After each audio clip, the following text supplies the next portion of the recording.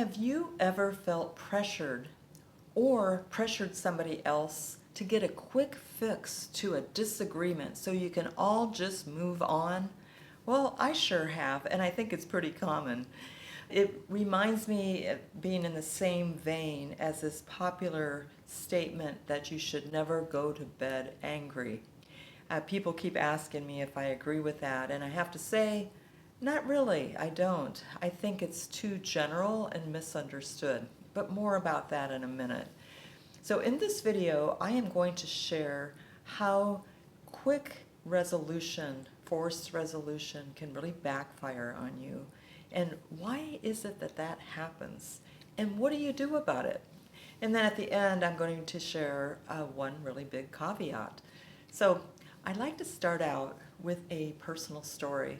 So I'm going to be vulnerable here.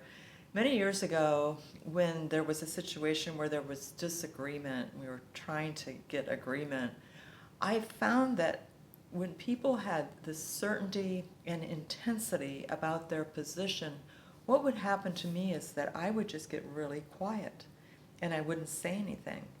And in my not saying anything, they thought I was in agreement, but I didn't have the skill at that time to say that I wasn't, or what to do with that. So then what would happen is I would have time to process that and get some clarity about how I saw it and what I preferred. And then two things would happen is, one, I would bring it up again, and it would be met with, well, we've already gone beyond that, it's too late. Or what I would do is I would quietly resent the decision that had been made.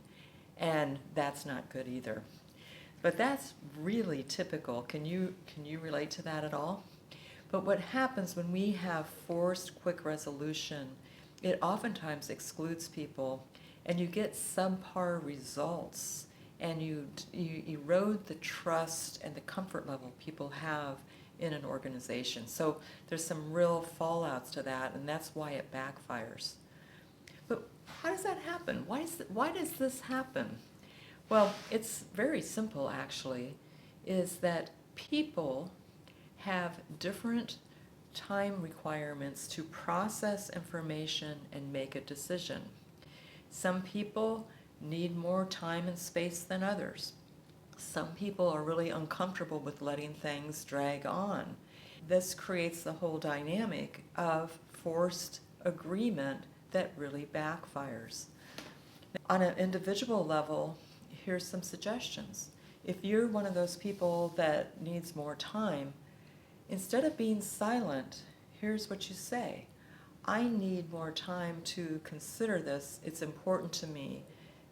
Can we talk about this whenever? And get agreement around that, because your silence is seen as an agreement. Now, if you're one of those people that really likes to push through and get things resolved and move on, I would suggest to you that you may be missing some things and alienating people. Ask them. Now, they may not be honest with you, but ask for spoken agreement. And again, the more you can create an emotionally safe place, that will be more successful. So when I work with teams, I make sure to do these following three things. One is I help people understand personality differences. And while it's not always right and it's not black and white, there are certain types of personalities, and that can be assessed, that will indicate whether a person is more of a slow processor, deliberate processor, or somebody that's more really quick to make decisions. And it's really helpful if you understand those differences. The second thing I do is, when this is a group, I like to get people in smaller groups for conversation. And the reason is if people tend to be more comfortable expressing disagreement in a small group than they are a large group. And unless you have really done your work on your team development. And even then, it can be kind of tricky. You got to be able to create that psychological safety for people to speak up. So then the third thing is I allow time for percolation. Because even if you're quick to make a decision, doesn't mean it's the best one. And oftentimes, and ask yourself this, how many times have you decided something, then you slept on it, and then you thought a whole different idea around it. You had a better decision because you've let it sit and what I call percolate. You know, when I was a little kid, my grandma used to make percolated coffee. And back then it seemed like it would take forever, but percolated coffee for you coffee drinkers is really smooth and wonderful, and it takes that time to kind of go through the grounds multiple times, and it's a very smooth cup of coffee. Same thing with agreements, ideas, innovations. Give it time to percolate so that you know that you've got the best of your group. Now, I said there's some caveats to that, and you may have already thought about them. Well, that is because not always do you have time to make a percolated decision. Sometimes you have to decide like that. I know when I was an engineer and I was in the manufacturing plant, if the production line shut down, there were thousands of dollars lost every minute that was shut down. And so it was really essential to balance that, being able to make a good decision that was also going to have quality in it. That required a quicker decision. Same thing when I do coaching in operating rooms. You know, you've got a team there, and if they go sideways, you've got to be able to make those agreements really fast. Those are some situations in which you don't have the luxury of percolating and sleeping on it. So what do? And I'll tell you, I've had numerous people in my work over the years ask me, how do I get better and faster at making decisions so that I can feel fairly certain I'm making a good decision and I can do it in less time? That comes to developing yourself so you can think on your feet.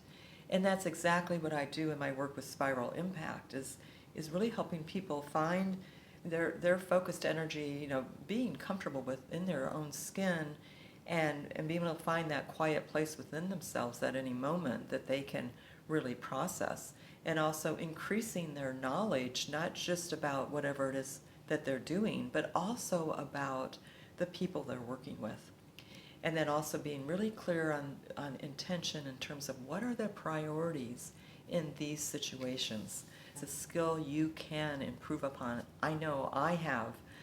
So getting back to that saying, never going to bed angry, reason I think that gets misunderstood is because what you really want to do is know that you have, maybe don't have agreement, but you have discussed it and you have set some boundaries, and people aren't making assumptions about what's going on. And I think when I heard that term the first time, it took me back in my life, and I thought, yeah, it might be interpreted as just get along and not talk about it. And I want you to make sure that you don't believe that. Thanks for staying here with me. Would love to hear your comments and your questions in the comments. Please own your power and move with grace. And I'll see you the next time.